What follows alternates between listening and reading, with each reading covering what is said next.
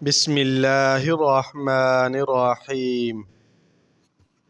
اللہم صلی علی محمد وعلی آل محمد۔ السلام علیکم ورحمۃ اللہ وبرکاتہ۔ ناظرین مکرم، آج کی ویڈیو میں ہم صحابہ کرام رضوان اللہ علیہم اجمعین کی تہجد میں عبادت اور قرآن مجید پڑھنے کی کیفیت بیان کریں گے۔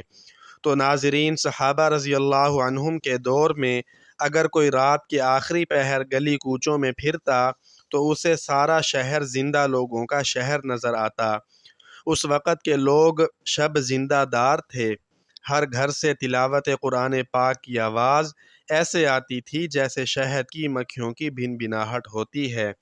کوئی اونچا قرآن پڑھ رہا ہے تو کوئی آہستہ قرآن پڑھ رہا ہے۔ تو آئیے چند صحابہ رضی اللہ عنہم کا حال پڑھیے۔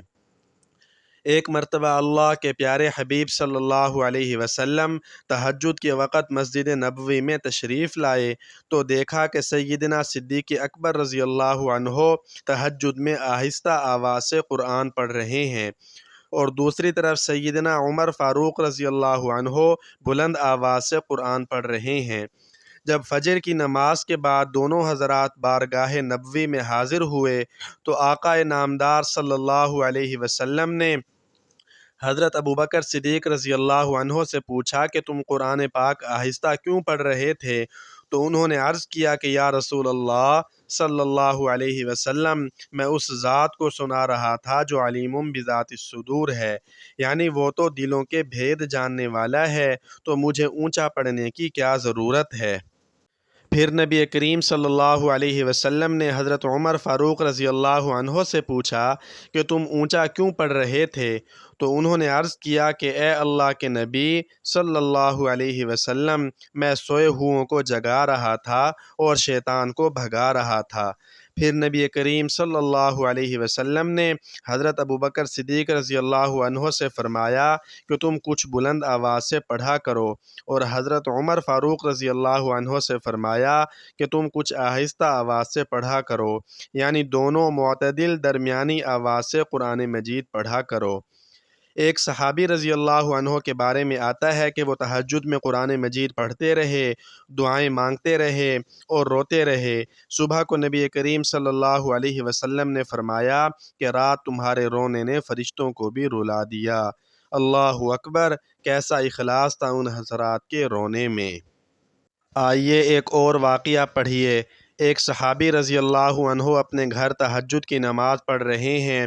طبیعت پرکیف ہے، کبھی اونچی آواز سے قرآن پڑھنے کو جی چاہتا ہے۔ گھر کا صحن چھوٹا ہے اور ایک چارپائی پر بچہ بھی سو رہا ہے۔ جب کچھ اونچا پڑھتے ہیں تو گھوڑا بھی دکنے لگتا ہے۔ دل میں ڈر محسوس ہوتا ہے کہ کہیں بچے کو نقصان نہ پہنچا دے، لات نہ مار دے، تو آہستہ پڑھنے لگ جاتے ہیں۔ تھوڑی دیر بعد پھر طبیعت مچلنے لگتی ہے تو اونچا پڑھنے لگ جاتے ہیں۔ گھوڑا بھی دکتا ہے، پھر آہستہ پڑھنے لگ جاتے ہیں۔ بس تقریباً یہی حال ساری رات رہتا ہے۔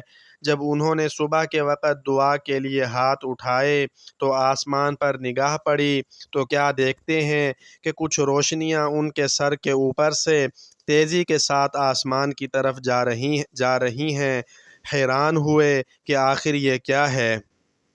چنانچہ صبح کو نبی کریم صلی اللہ علیہ وسلم کی خدمت میں حاضر ہوئے اور معاملہ بیان کیا کہ اے اللہ کے نبی صلی اللہ علیہ وسلم، جب میں اونچا پڑھتا تو گھوڑا بھی دکتا اور ڈر لگتا کہ بچے کو نقصان نہ پہنچائے، پھر آہستہ پڑھتا تو طبیعت مچلتی، اور جب میں نے دعا کے لیے ہاتھ اٹھائے تو آسمان کی طرف کچھ روشنیاں جاتی دیکھیں، تو اللہ کے محبوب صلی اللہ علیہ وسلم نے فرمایا کہ وہ اللہ کے فرشتے تھے جو تمہارا قرآن سننے کے لیے آسمان سے نیچے اتر آئے تھے۔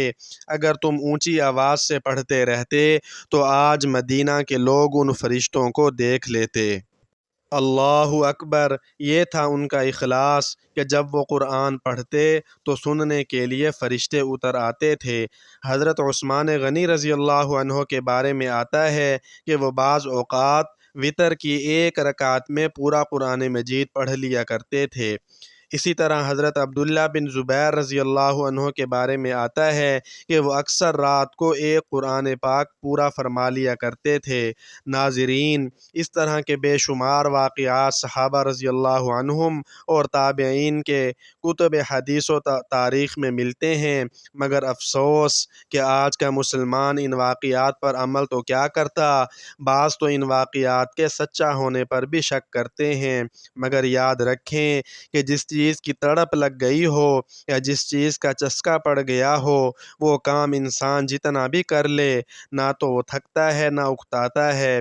آج کا انسان اگر ایک دن میں یا رات میں ایک سیریز کے 5 سیزن دیکھ سکتا ہے تو اہل قرآن کے لیے ایک رات میں قرآن ختم کرنا کیا مشکل ہے۔ اللہ تعالی ہمیں سمجھ اور ہدایت عطا فرمائے اور عمل کرنے کی توفیق عطا فرمائے۔